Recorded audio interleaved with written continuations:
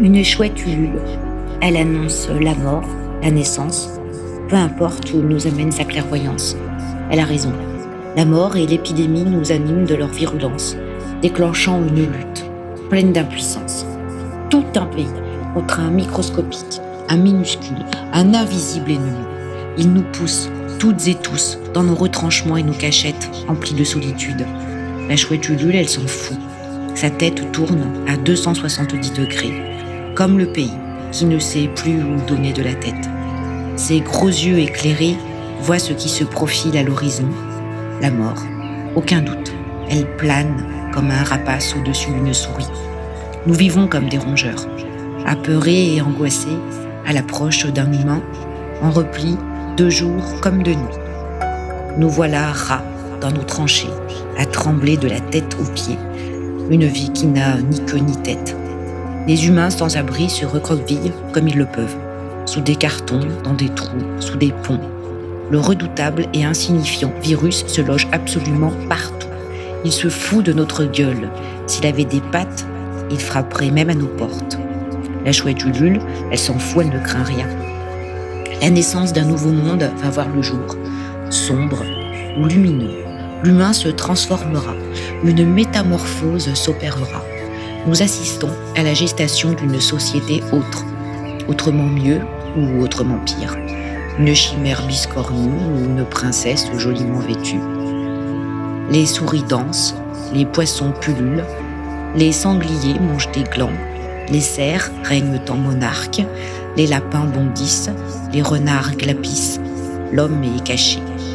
Le minuscule fait des ravages, mordant tous ceux qu'il croise sur son passage, les bons comme les mauvais. Aucune distinction. Les hôpitaux frisent l'explosion. Mieux vaut ne pas croiser sa route, sous peine de ne plus respirer à plein poumon. Devenus libres et heureux de ruminer sans être pourchassés, les chevreuils s'interrogent. Disparus les chasseurs ? Ils sont enfermés, comme le restant de la population. Les salariés, les artisans, les patrons, les artistes, seuls quelques gladiateurs restent en piste. Et les héros, les seuls capables de nous sauver, les soignants. Ils combattent à main nue et repoussent l'ennemi. Les chômeurs, les familles, les jeunes, les vieux, les fous, les dangereux. Même le mari violent est confiné avec sa femme et ses enfants. La chouette ulule, elle s'en fout. Elle perd une dent. L'homme s'ennuie. Il la trompe comme il le peut. Un hématome, parfois, peut varier. De toute façon, les hôpitaux ont bien trop à faire. Un nez cassé, ça n'a jamais empêché de respirer. Juste un peu gênant pour se moucher. Les pêcheurs sont camouflés. Les usines ne rejettent plus leur poison à poissons.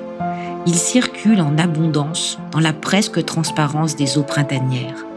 Sous le soleil, les prises des hérons fièrement perchés sont plus que jamais couronnées de succès. À leur côté, les canards plongent et replongent, les pattes en l'air dans les rivières. Si un humain pouvait tendre son oreille, il pourrait distinguer le coassement d'une grenouille au loin. Des coups retentissent dans la chambre des enfants. Privé de son travail, le chef de famille ne sait plus comment occuper ses trop longues journées. Chargée de remplir placard et frigidaire, Madame s'est absentée quelques heures dans la journée.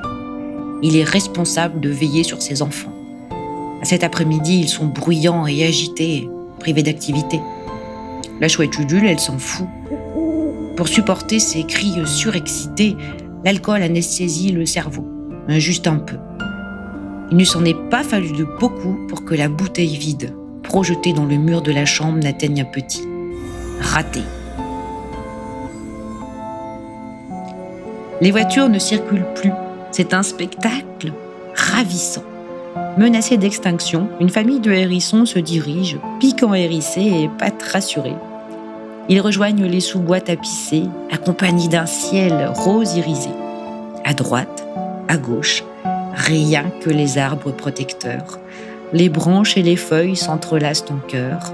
La forêt, libre et sauvage, abrite ses invités. Elle ressemble à s'y méprendre à l'idée qu'ils se font du bonheur. Observatrice et contemplative, La chouette sentinelle ne bouge pas. Le bruit léger d'une feuille mouillée fait sursauter un hérisson. Il se hâte de trouver refuge dans sa maison. Espèce de connasse. Les débris de verre sont difficiles à ramasser, incrustés dans les bouclettes du tapis. Même avec les ongles longs, les petits morceaux se sont projetés un peu partout. La chouette Udule, elle s'en fout. Mais tu le fais exprès. Tu vas pas le sortir, ce putain d'aspirateur. Les enfants patientent sagement au salon. Un bras fermement appuyé contre l'encadrement de la porte, il assiste à la mise en sécurité de la pièce. Il s'impatiente. On entend uniquement le tintement des glaçons qui s'affrontent dans le verre transparent. Un bruit régulier, comme une petite clochette. Effectivement, l'aspirateur est inévitable. Impossible d'éliminer les menues brisures de verre. Un coup d'épaule la projette contre le mur. Sa lèvre inférieure tremble, mais elle continue de traverser le couloir. Elle ne pense qu'à l'aspirateur. Il n'a pas bougé, pieds bien campés et écartés face à la porte ouverte. Ses deux mains enserrent le verre. Les glaçons ont fondu. Derrière la porte du placard se trouve l'aspirateur. Il est là. Comme si le tuyau lui servait d'épée, elle retraverse le couloir, les doigts cramponnés au rassurant objet. Il s'écarte pour la laisser passer. Prudemment, elle entre. Il lui sourit. Elle, non. Tu fais la gueule. Elle branche l'aspirateur et commence à débarrasser le tapis des débris. Il débranche l'aspirateur. Je t'ai posé une question. Tu fais la gueule? Non. Je passe l'aspirateur. Tu veux que je le rebranche? J'aimerais bien, oui.